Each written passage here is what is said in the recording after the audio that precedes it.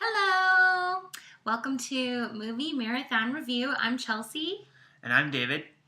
and today we are going to be reviewing 5 movies for you. I know last week's episode was a little long, but we had a lot to catch up on.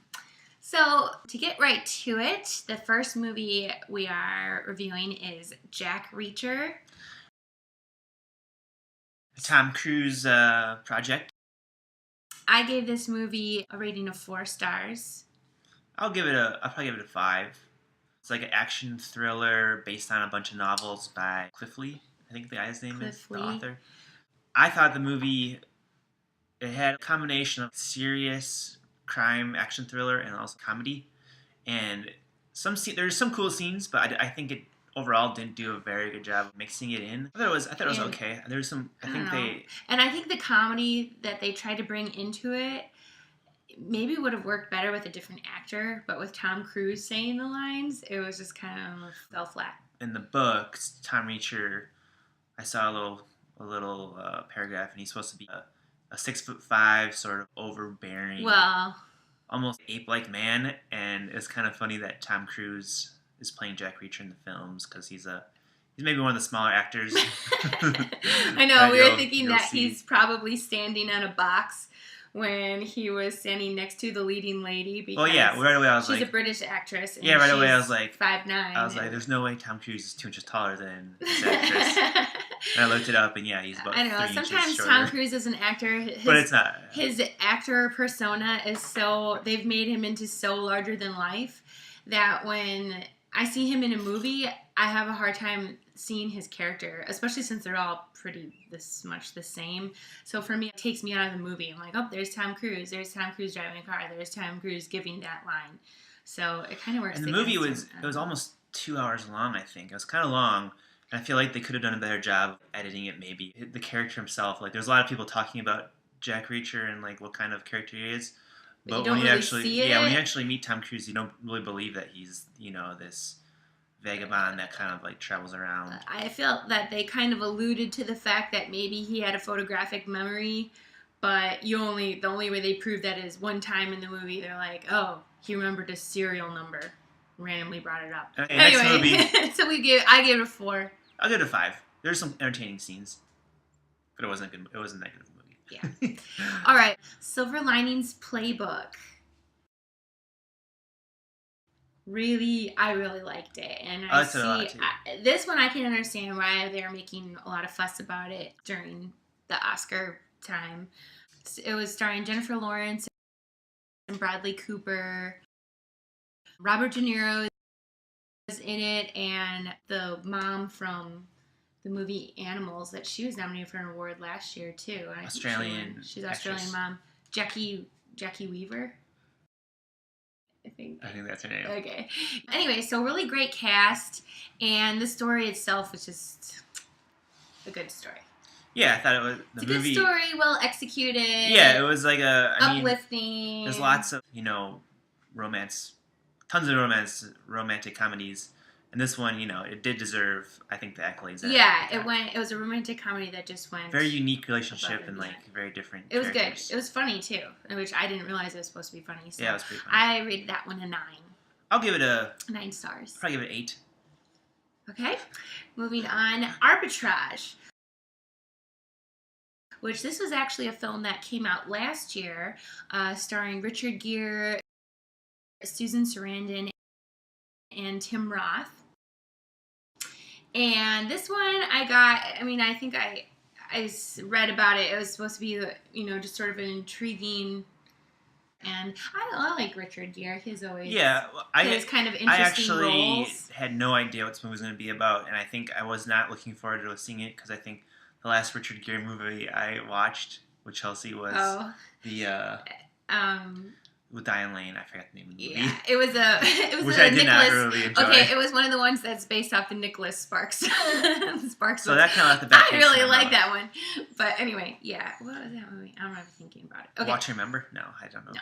So we got this film, and it was intriguing. It was kind of like a a potboiler kind of film, and it was a little suspenseful too. Yeah, it was a lot better than I thought it was. Like I thought I was gonna fall asleep like I usually do because we started pretty late, and I actually stayed up this whole movie and watched it in one sitting. Oh, had my attention. It got David's awake approval. Yeah, and there was a couple twists and turns that it was kind of interesting. You didn't expect. So I rated this one a 7. I'll give it a 7 as well. Okay, so our next movie is Save the Date.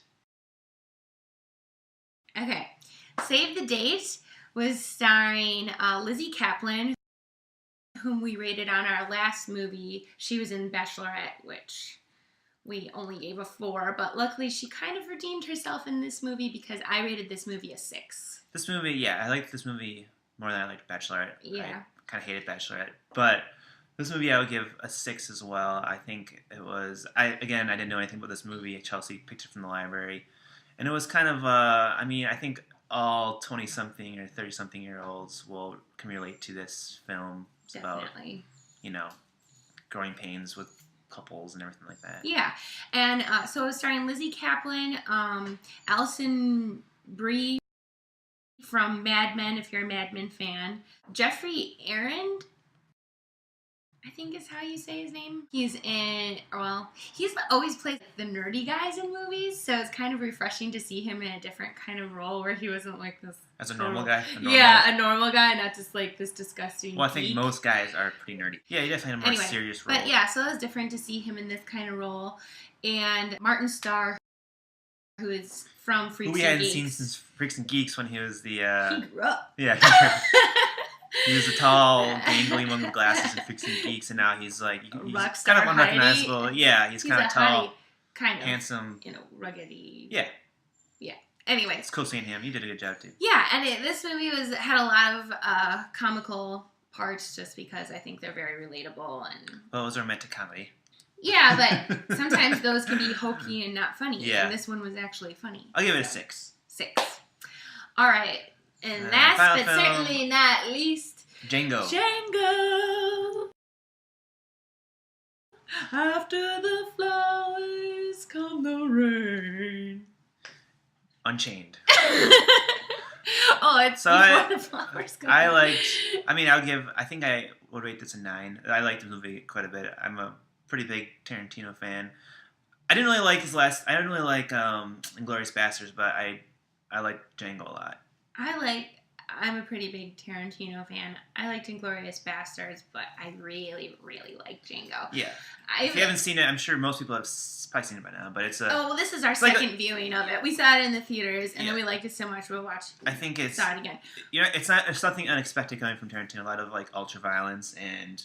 Well, it isn't. The really script is unexpected. It won Best Screenplay, Original Screenplay. Yeah, it's a good story. He's good at writing movies. Oscars. Yeah. Anyway, so it's starring Jamie Foxx, Christopher Waltz, who won Best Actor second.